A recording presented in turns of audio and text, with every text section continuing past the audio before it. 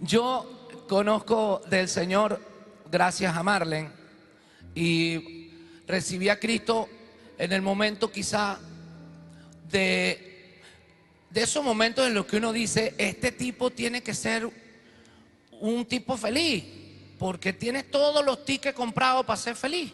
O sea, ya vendíamos discos, eso fue hace 17 años atrás. Ya yo había sacado El Tan Enamorados y todas esas canciones en el año 91, 92. Ya yo estaba viajando por todo el continente y veía en los estadios multitudes de personas. Y cuando llegaba al hotel había algo que sucedía en mi vida que yo no lo podía entender. ¿Cómo era posible que un tipo que ya tiene su matrimonio estable, los hijos que quería, la mujer maravillosa que quería, el auto que había soñado toda mi vida, ya me lo había podido comprar? Y tenía una cosita de plástico que yo en mis años allá en Maracaibo nunca conocí, que era una tarjeta de crédito, con lo cual muchos de nosotros creemos que todo es posible. Pero había un vacío inmenso que tenía cabida entre mi corazón y los pulmones, que no me dejaba y me apretaba muy duro. Y yo decía, pero ¿por qué me pasa esto? Estoy metido en el hotel y vengo de un estadio en donde había 40,000 personas. ¿Por qué a mí me pasa esto? Y yo no lo entendía. El Señor me fue jalando las orejas a través de la niñez de nuestro continente. Trabajo con los niños desde hace muchísimos años y a través de ellos he visto milagros maravillosos que en un momento dado, sin conocer de Dios todavía, no entendía que esos eran milagros. Y para mí posiblemente eran producto de la casualidad. Hasta que un buen día me tocó verlo con mis propios ojos en una habitación de 2x2 en la terapia intensiva de un hospital en Montevideo.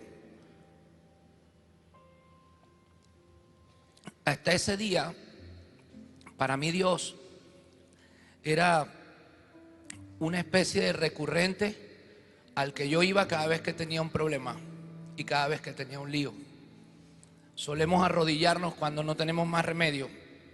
Cuando ya no tenemos más salida, nos arrodillamos, nos hincamos de rodillas. Hasta el más ateo se hinca de rodillas cuando ya no encuentra salida.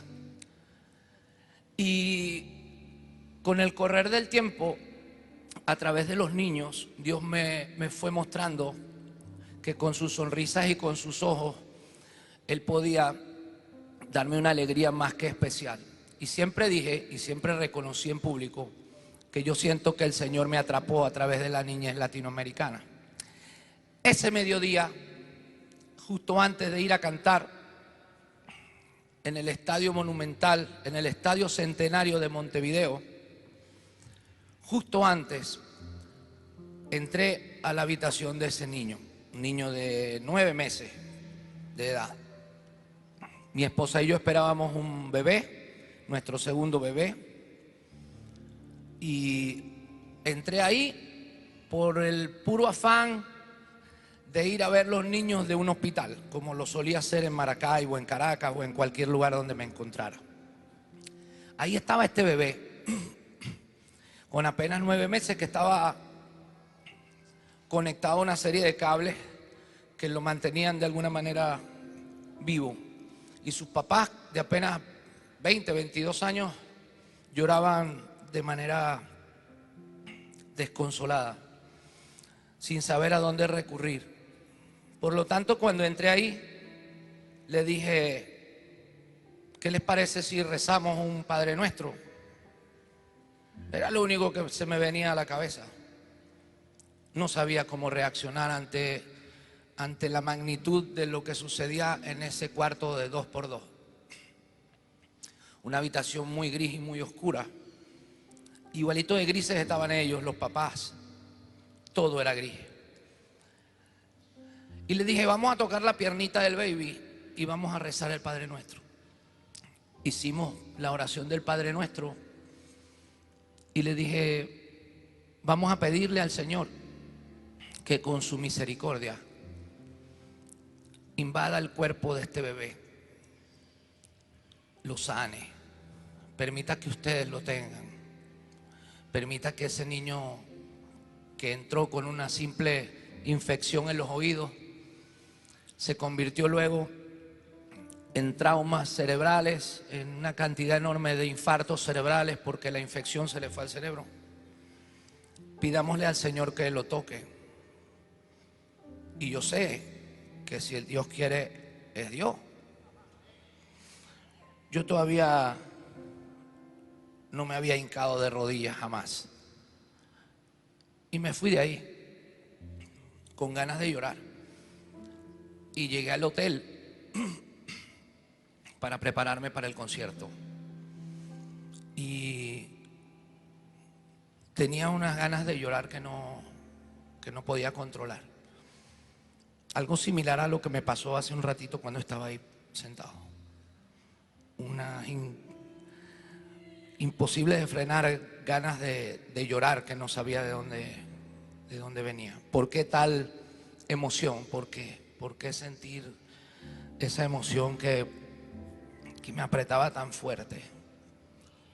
Y llamé a Marlene y nos pusimos a llorar por teléfono. Ella no sabía exactamente por qué yo estaba como estaba. Le conté lo que sucedió y le dije que estaba seguro que Dios podía hacer el milagro. Y que quería que a mi hijo que iba a nacer le pusiéramos el nombre que tenía ese niño. Mauricio, igual que él. Y me fui al estadio, me fui a cantar y empezó el concierto como empiezan todos los conciertos. Pero había algo especial esa noche. Algo especial como lo había esta mañana antes de subir las escaleritas para venir para acá. Había algo que convertía esa noche en una noche diferente, como lo es diferente esta mañana de hoy para mí. Una emoción que me acompañó toda la tarde y que llegó hasta arriba del escenario justo cuando me tocaba cantar. Y en medio del show conté la historia que les estoy contando a ustedes. Es más, me di el mismo tiempo que me estoy dando con ustedes para contarles cómo sucedió exactamente, sin tener más que una sola cosa a mi favor, porque todo lo demás era en contra. Exponerme en público a decir que yo sabía que Dios estaba obrando en el cuerpo de ese niño, como lo dije esa noche. Lo único que tenía a mi favor era la certeza de que Dios iba a tocar el cuerpo de ese niño.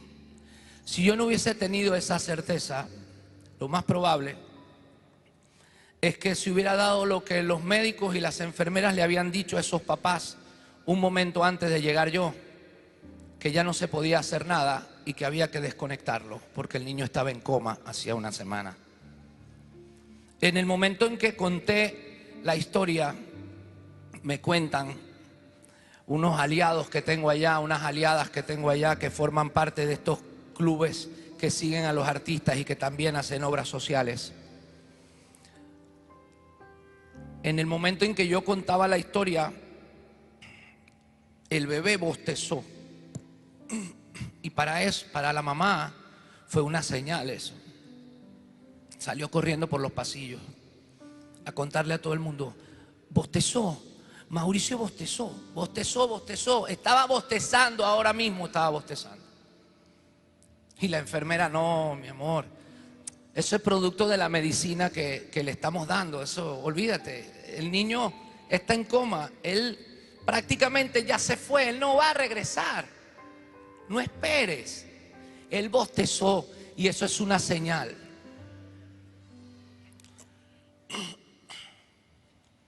Al cabo de una semana, Mauricio Sebastián se iba para su casa con su mamá y con su papá.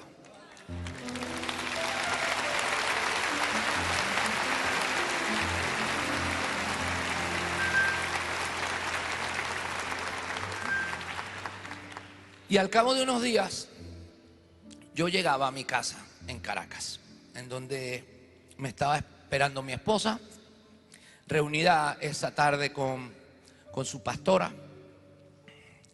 Y ya yo había aprendido y entendía que uno tenía que dar el paso y recibir a Cristo en el corazón, que había que dar ese paso. No sabía cómo se hacía, pero sabía que se hacía. Y ese día, un poco con temor, un poco con curiosidad, pero sobre todo con un cansancio que no tenía nada que ver con el cansancio físico. Era otro tipo de cansancio. Era ese cansancio de esa maleta, ese baúl gigantesco que tienes arriba del lomo y no sabes por qué. Ese baúl que pesa cientos y cientos de kilos y que tú no puedes llevar. Con ese baúl, después de tanto éxito, llegué yo a mi casa. Y le pedí a mi esposa y a su pastora que me enseñaran cómo había que hacer para recibir a Cristo. Miren, me dijeron lo mismo que te digo yo ahora. Muy probablemente más tarde haya un llamado, pero me dijeron, es muy sencillo, es ya. Y le digo, ¿cómo que ya? No hay que tomar clases de catecismo o algo de eso. No hay que leer ningún libro. Dice, no, te puedes arrodillar. Te puedes arrodillar y cerrar los ojos y decirle, todo esto que tengo, ¿para qué? ¿Para qué lo quiero? Si no me llena. Y me arrodillé ahí en la alfombra de la chimenea de mi casa. Yo he contado esto varias veces, pero jamás me había emocionado como hoy. Jamás.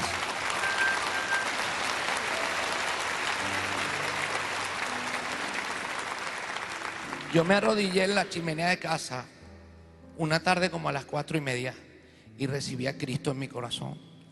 Desde ese día le he fallado mucho, le fallo a cada rato, pero desde ese día sé exactamente lo que quiero que diga la plaquita esa que le ponen a la gente cuando ya se van.